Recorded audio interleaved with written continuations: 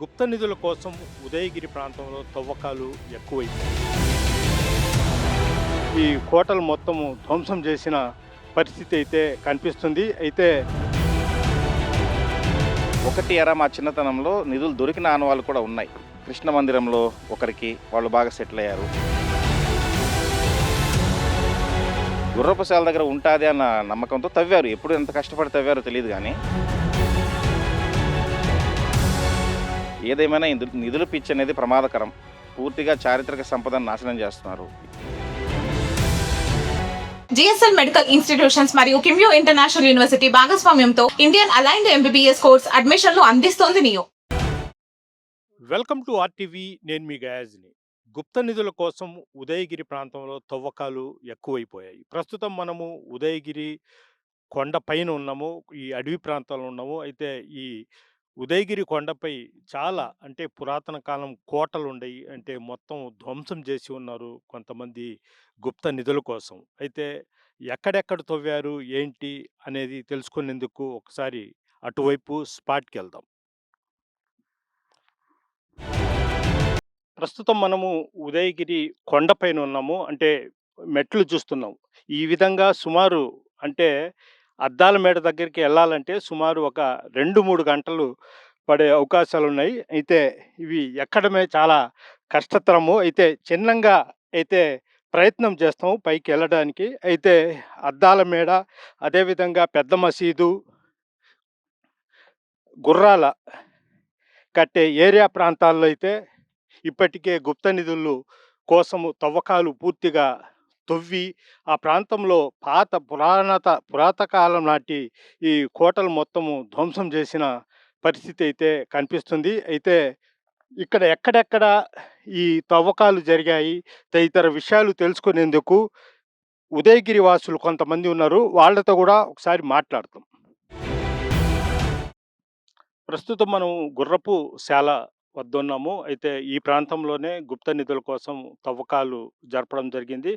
అయితే ఒక గుర్రపుశాల వద్దే కాదు, మొత్తం అంటే కొండపైన మొత్తం పురాతన కాలం నాటి కోటలు మొత్తం ధ్వంసమై ఉండేయి. దీన్ని రక్షించాల్సిన సంబంధిత శాఖ అధికారులు మాత్రం నిమ్మకు నీరెత్తినట్లు వ్యవహరిస్తున్నారు.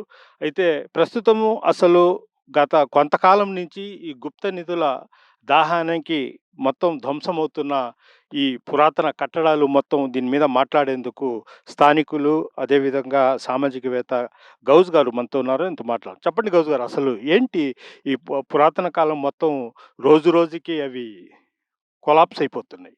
100% సార్.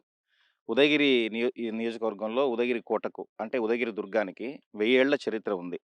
గజపతుల కాలం నుంచి బ్రిటిష్ వాళ్ళ దాకా, ముస్లిం నవాబుల దాకా అనేక మంది రాజులు పరిపాలించారు.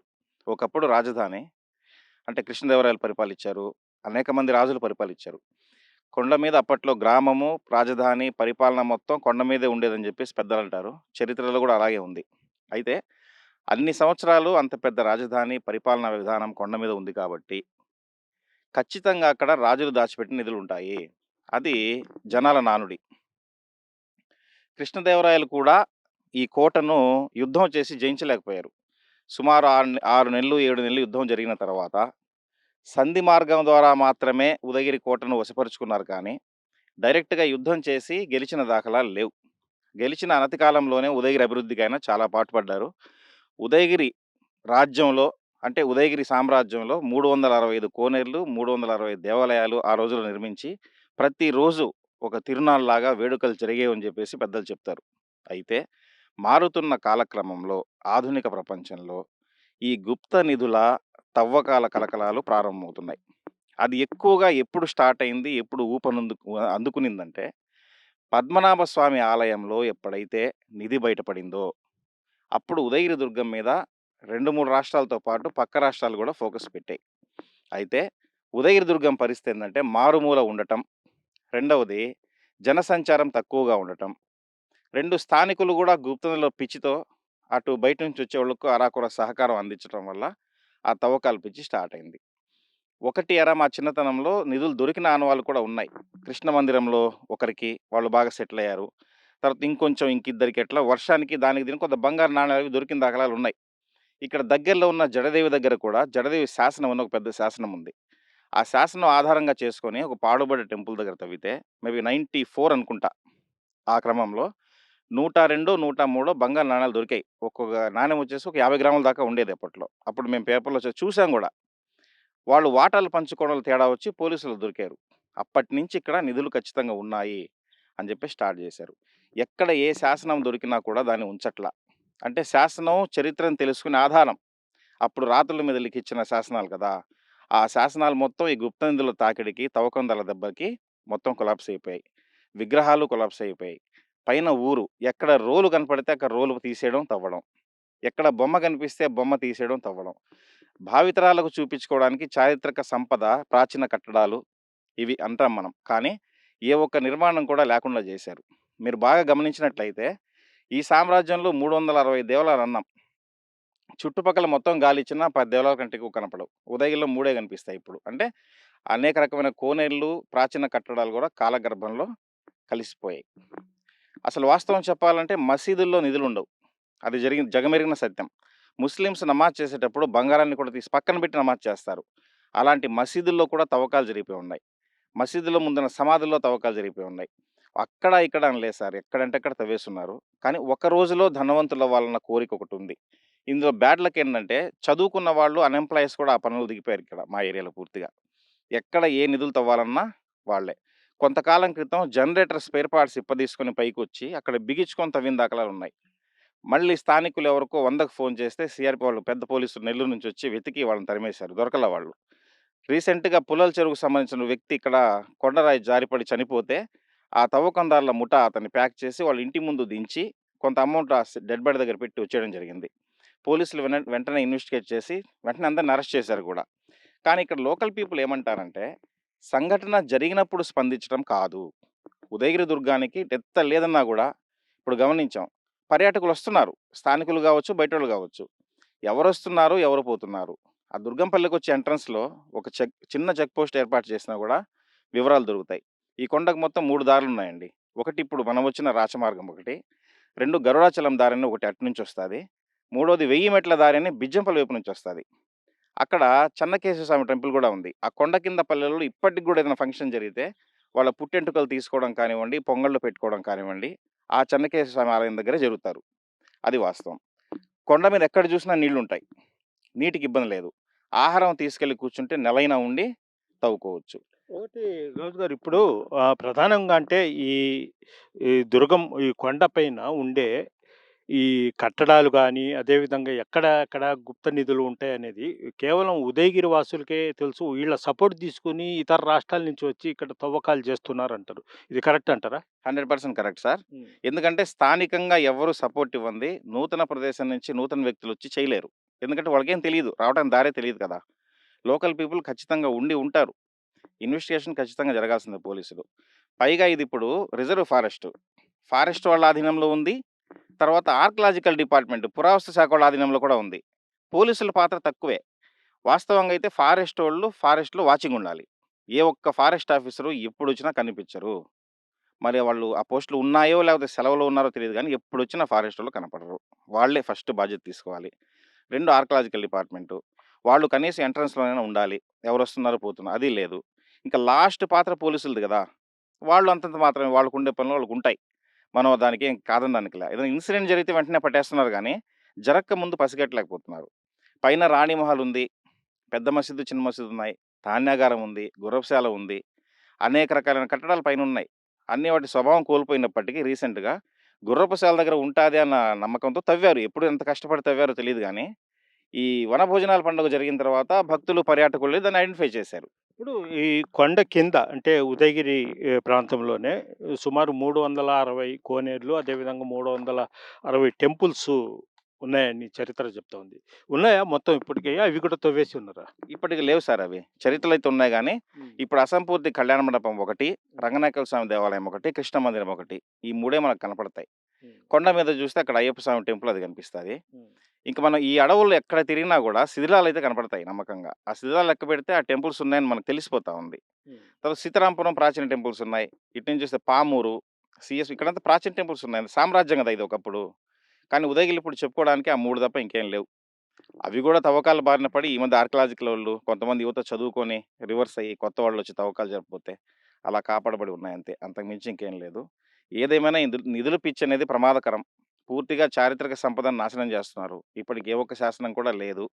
రాబోయే తరానికి వాటి ఫోటోలు చూపించుకోవాలి తప్ప ఇవి గూడా మిగలవేమో అనిపిస్తా ఉంది. అధికారులు స్పందించి చర్యలు తీసుకోగలిగితే ఉన్న వాటినైనా కాపాడుకోవచ్చని జెప్పేసి నా అభిప్రాయం అండి. ఓకే. Thank you. ఇది పరిస్థితి. ఉదయగిరి కొండ మీద ప్రధానంగా ఒక మసీదు, అదేవిధంగా అక్కడ రాణి మహలు, ధాన్యపు కారాగారము, అదేవిధంగా గుర్రపు శాలలు తదితరులున్నాయి. ప్రస్తుతం మొత్తం ధ్వంసమయ్యాయి. అదేవిధంగా ఉదయగిరి కొండ దిగువ భాగాన 360 కోనేరులు, అదేవిధంగా 360 ఈ టెంపుల్స్ కూడా ఉన్నాయి. అవి కూడా చాలా వరకు పూర్తిగా ఈ గుప్త నిధుల దాహానికి మొత్తం ధ్వంసమైపోవడం.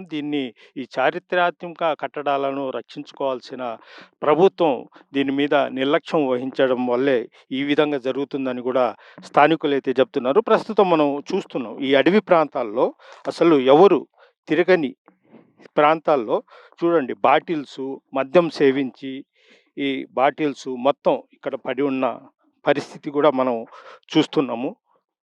మొత్తము మద్యం బాటిల్సు, మద్యం బాటిల్స్ తాగి, వాటర్ బాటిల్స్ మొత్తం అంటే వాళ్ళు మొత్తం ఒక వారం, 10 రోజులకు సరిపడు ఆహారం తీసుకొనొచ్చి ఇక్కడే ఉంటూ, ఇక్కడే తాగి, ఇక్కడే మొత్తం వాళ్ళు మొత్తం ఇక్కడే మకాం వేసి మొత్తం తవ్వకాలైతే చేస్తా వస్తున్నారు. మొత్తం ఈ ప్రాంతం మొత్తం బీర్ బాటిల్స్‌తో పగలగొట్టేసి మొత్తం కనిపిస్తున్న పరిస్థితి అయితే చూస్తున్నాము. అయితే ఈ చారిత్రాత్మక కట్టడాలను రక్షించాల్సిన అవసరం ఎంతైనా ఉంది. ఎందుకంటే భావితరాల వాళ్లకు ఇలాంటివి అవసరము. వాళ్లకు ఫ్యూచర్‌లో మళ్ళీ అంటే సుమారు ఒక 500 సంవత్సరాల కిందట ఇక్కడంతా ఏర్పాటు చేసిన అంటే కృష్ణదేవరాయలు హయాము, అదేవిధంగా నవాబుల కాలం నాటి చారిత్రక కట్టడాలు మొత్తము ఇప్పటికి కూడా ఉన్నాయి.